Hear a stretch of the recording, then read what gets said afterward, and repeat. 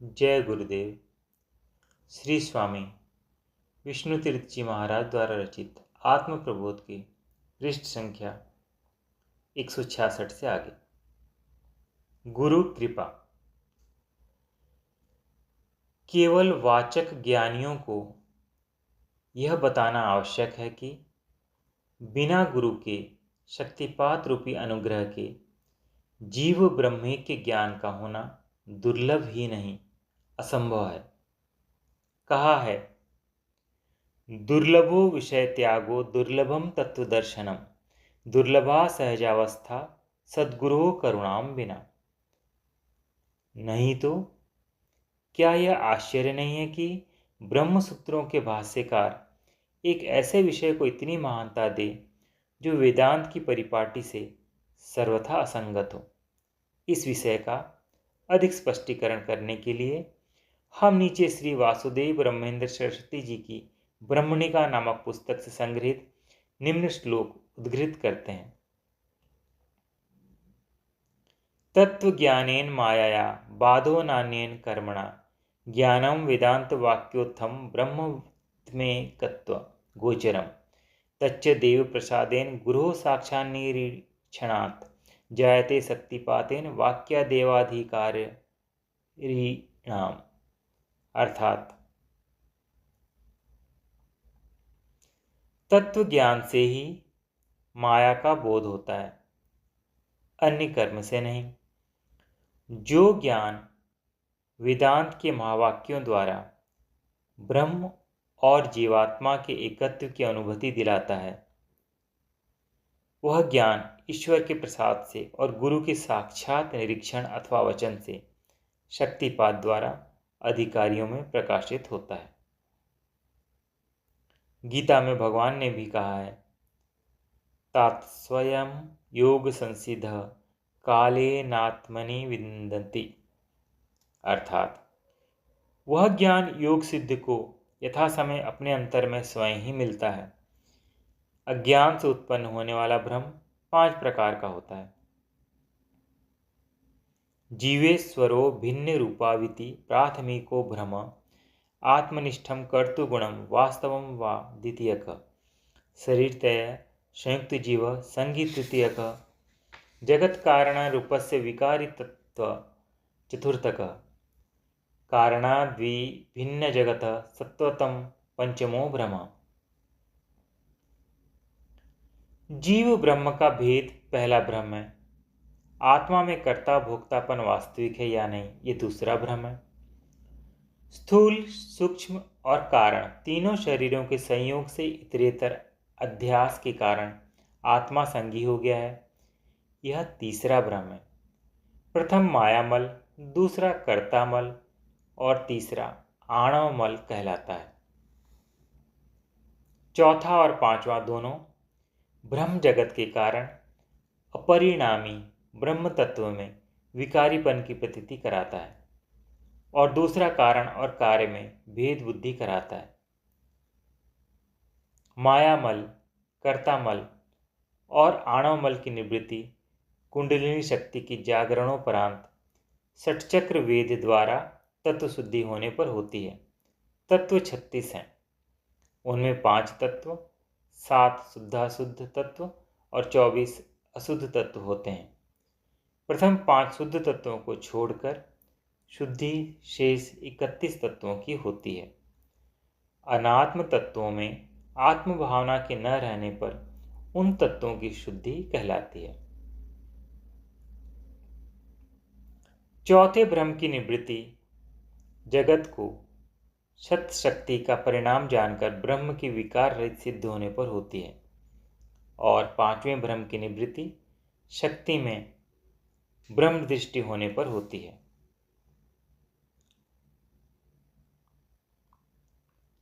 तत्व शुद्धि।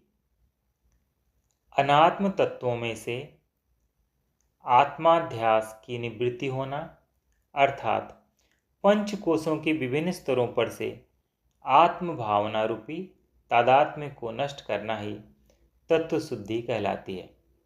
जैसा कि तैत्तिरीयोपनिषद के 8वें अनुवाक में कहा है कि इस लोक से प्रयाण करते समय अपने आत्मस्वरूप को जैसा बताया गया है वैसा जानने वाला मनुष्य इस आत्मा को अन्नमय कोश से निकालता है, इस आत्मा को प्राणमय कोश से निकालता है और इस आत्मा को मनोमय कोश से निकालता है, इस आत्मा को विज्ञानमय कोश से निकालता है।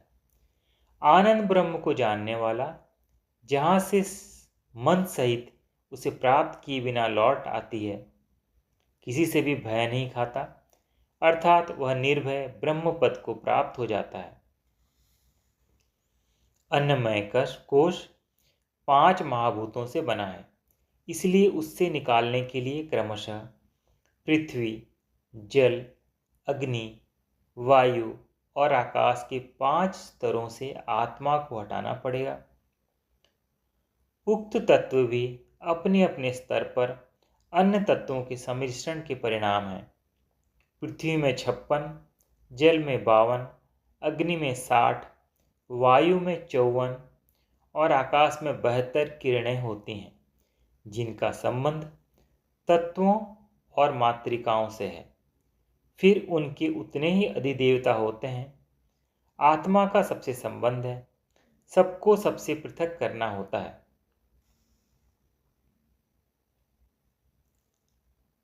इसी प्रकार प्राणमय कोश के भी 5 स्तर हैं।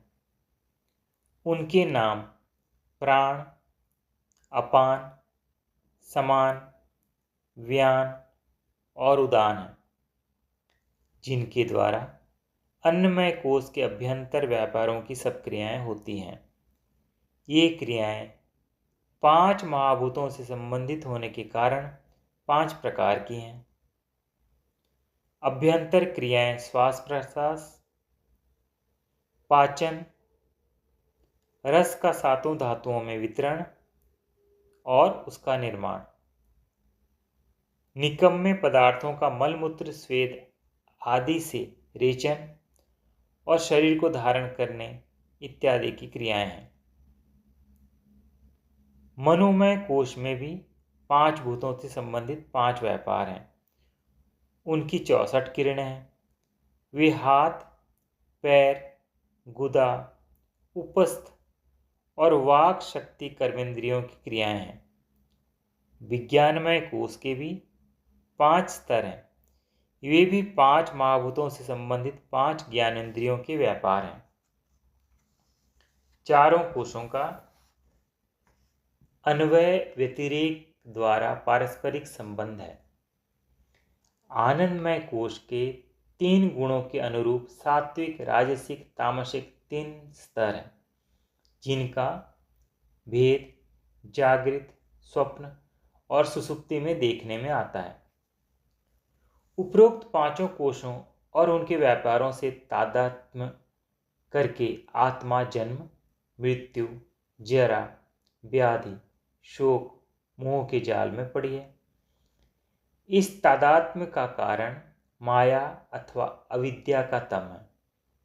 अविद्या का यही रूप है कि अनात्म रूपों में आत्मभाव, उनकी अनित्यता में नियत्यत्व का भाव, उनके अपवित्र संघातों में पवित्रता का भाव और उन पर पड़ने वाली आत्मा के ही आनंद की छाया की तारतम्यता से अनुभव में आने वाले दुखों में सुख का भाव अर्थात विपरीतता का आभास उत्पन्न हो जाता है। इसलिए इसे तम कहते हैं।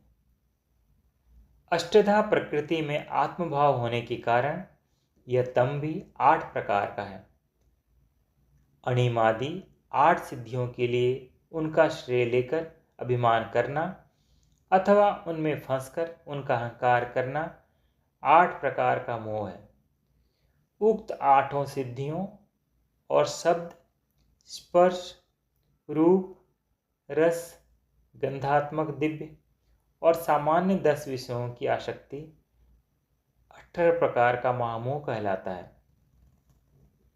फिर उनके प्रतिबंधकों से द्वेष करना और 18 प्रकार के तामिस्त्र है और उनके भोगने की साधन रूप देह से सदा बने रहने की वृथा इच्छा करना 18 प्रकार का अंध तामिस्त्र कहलाता है। यह सब अविद्या की फसल है, जिससे निवृत्ति पाने पर तत्वों की शुद्धि मानी हुई है। विरजा हवन के मंत्रों के द्वारा बहिर्यज्ञ करके तत्व शुद्धि की भावना की जाती है, परंतु वस्तुतः अंतर्योग द्वारा ही तत्व शुद्धि शक्य है, जो योग और उपासना का ही अंगरूप अंतर साधन है। प्राणायाम द्वारा भी भूत शुद्धि की जाती है, परंतु वह भी भावना प्रधान ही है। उसकी विधि इस प्रकार है।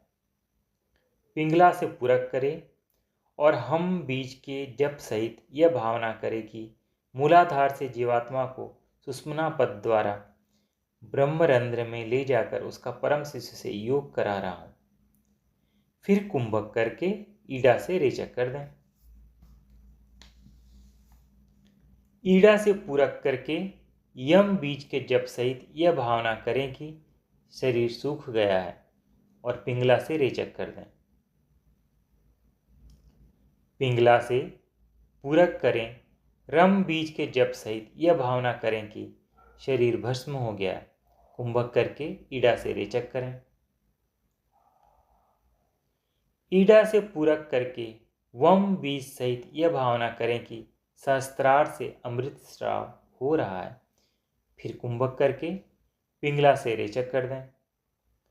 यह प्राणायाम वम बीज के जप सहित करना चाहिए। पिंगला से पूरक करें और लम बीज के जप सहित यह भावना करें कि दिव्य देह उत्पन्न हो गया है। लम बीज के जप सहित कुंभक करके ईड़ा से रेचक कर दें। ईड़ा से पूरक करें और यह भावना करें कि शिव के एकीकृत जीव पुनः मूलाधार में उतर आया है। हंसा सोहम के जप सहित यह प्राणायाम करना चाहिए। पृष्ठ संख्या 171 की समाप्ति। जय गुरुदेव।